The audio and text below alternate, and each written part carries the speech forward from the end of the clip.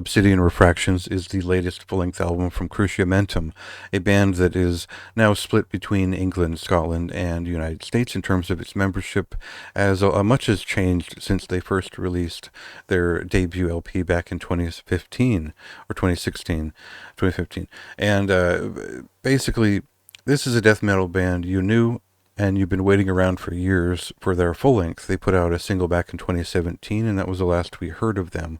But Charnel Passages, especially Engulfed in Desolation, those were big releases at the time. I think that if you're a fan of atmospheric death metal in terms of how death metal evolved beyond the sort of cavern core epidemic of the late 2000s and early 2010s, this was a band that sort of skated above the crowd in terms of riffcraft and aggressive, I would say primarily atmospheric sound, which was on par with the best out there, which obviously that would be like Dead Congregation and Grave Miasma, and bands that are clearly influenced by incantation and immolation, but also Morbid Angel. So there's this sort of classic triumvirate there that informs this style of this band to this day, but they brought in different people to basically most all of the lineup has been replaced except for Dan Lowndes, who has now become a pretty well-known like producer and engineer in the time since that record released.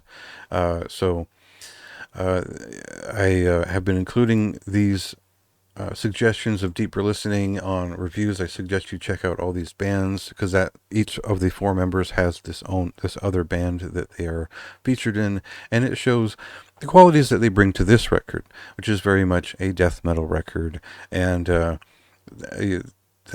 should sum it up for most people. We'll cut to a song here and get right to it.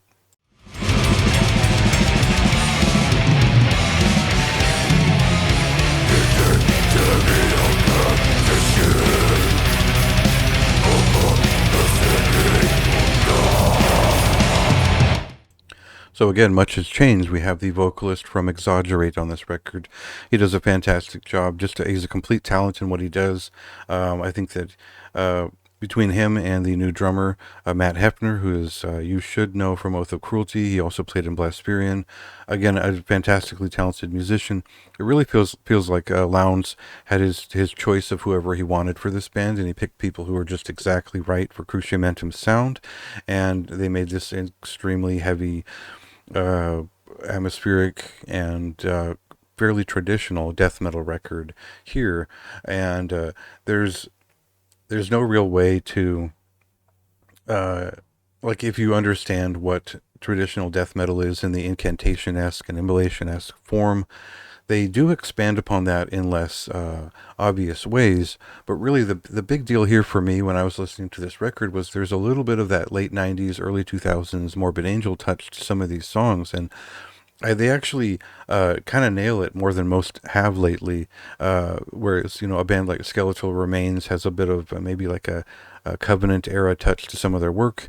This is a little bit more Formula is Fatal to the Flesh in some respect on some songs, and you really get that Vincent-esque touch to some of the vocals from the vocalist here. And what I really liked is that I could understand all the lyrics. I didn't need a lyric sheet most of the time when I was sitting with this record, and I think that's a kind of a testament to these people being exactly right and actually being managed exactly right for this record. So it really counted, and it all stays in this old school death metal realm, even though this is very much a modern big death metal record. And for me, rather than prattle on about it, I didn't have that much to say in the review even. There's a strong element of doom in this record. There's plenty of great riffs. It's all that you would expect as a follow-up to their 2015 record. And it's even a little bit better than expected. I think the art direction is particularly fine on this record. And of course the recording is damn near perfect. So this is kind of like the type of record that I'm most excited to sit down to every year. It is really an inspiring record in terms of just nailing death metal as it should be, and put through the doom and the atmospheric sort of ways that you'd want, or that I would. So Anyway, it is my highest recommendation for November, and you'll see that when it comes time to make a list.